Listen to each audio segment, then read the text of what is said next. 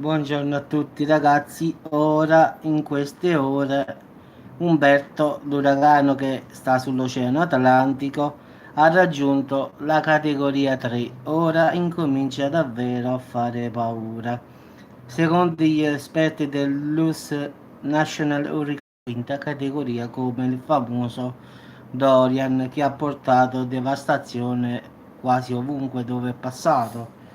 In effetti dovrebbe raggiungere tra poche ore la parte nord-occidentale delle Bermuda, in modo particolare nella notte tra mercoledì 18 e giovedì 19, cioè tra stasera e domani mattina, con venti ragazzi più o meno sui 200 km orari e onde alte più o meno 5-6 metri.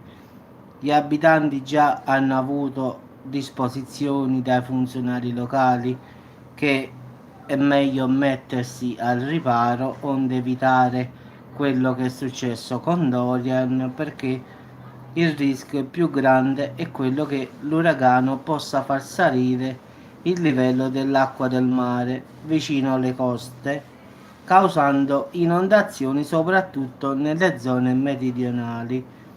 Quindi l'esteso sistema ciclonico minaccia in parte anche la Florida.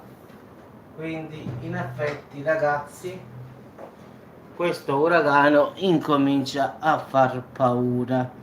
In effetti il passaggio di Umberto dalle Bermuda rispetto ad altri uragani, quindi visto che era vero, sarà abbastanza veloce. In effetti sta camminando molto veloce, quindi già venerdì 20 settembre si sposterà verso nord-est, transitando su acque più, diciamo, fredde e settentrionali. Quindi dobbiamo solo sperare che non cambi direzione. In effetti ora è a categoria 3, quindi può arrivare tranquillamente a categoria 5, quindi raccomandano. No, sto sempre qua, a volte forse ha un abbassamento del microfono, boh.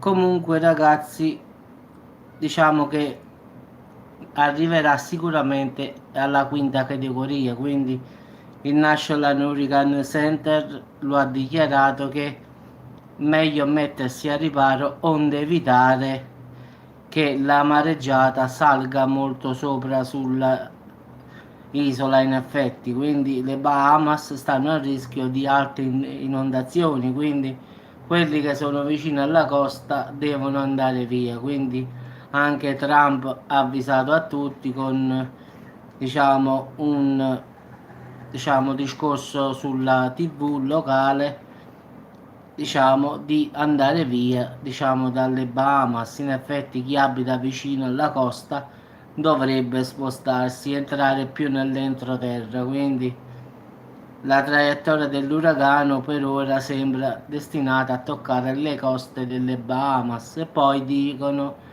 che andrà via subito, però questo è ancora da vedere, quindi per ora queste sono le notizie, però tutto può cambiare improvvisamente come Dorian.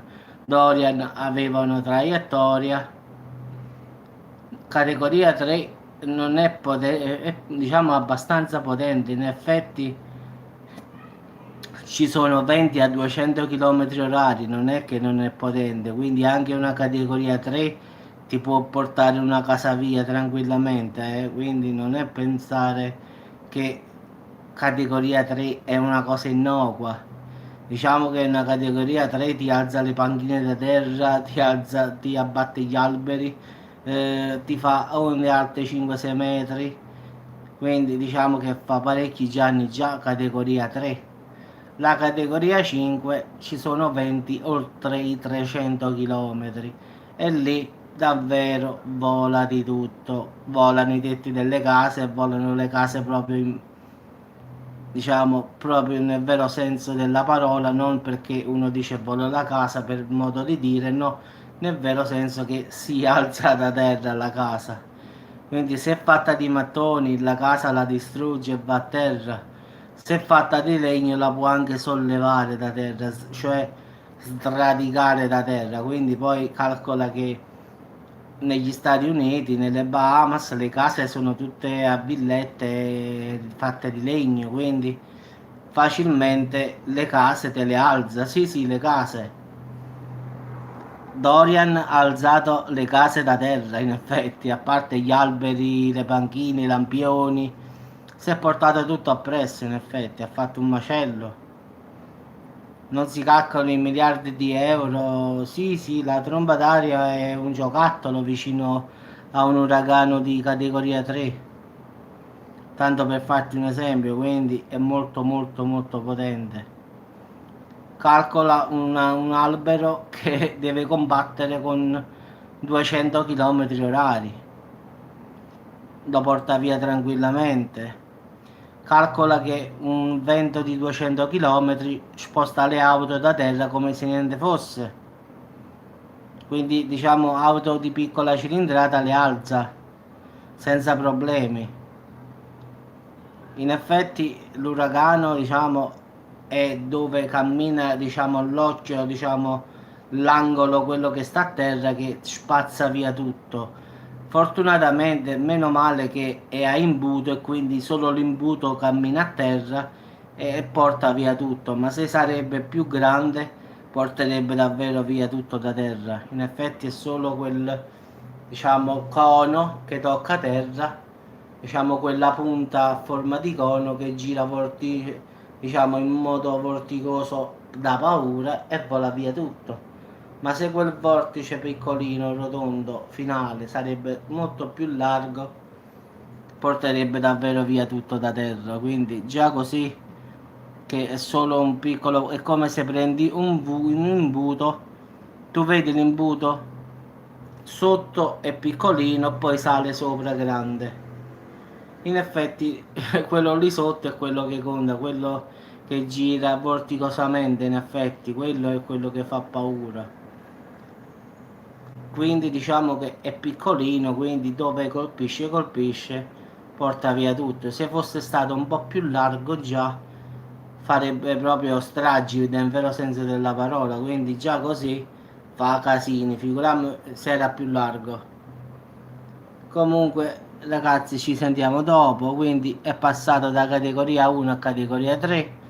Mo' vediamo nella giornata di domani che categoria sarà. Io penso che domani sarà giustamente per la quarta categoria, dopodomani la quinta. Poi si dovrà vedere che direzione prenderà. Se prenderà l'oceano, allora andrà man mano a declassarsi. Se poi camminerà ancora sulla costa e su acque calde, allora la situazione può camminare ancora per un po' come ha fatto Dorian. Poi dipende da dove si sposterà, perché hanno detto che andrà di qua, però può cambiare da un momento all'altro la direzione, quindi in effetti sono, diciamo, instabili perché vengono, diciamo, mossi dai venti dall'acqua che incontra per terra, quindi diciamo che si muovono senza avere una logica. In effetti non è che tu fai una traiettoria e dici questo cammina di qua, no, perché se incontra una massa d'aria fredda che gira verso sinistra, questo gira verso sinistra.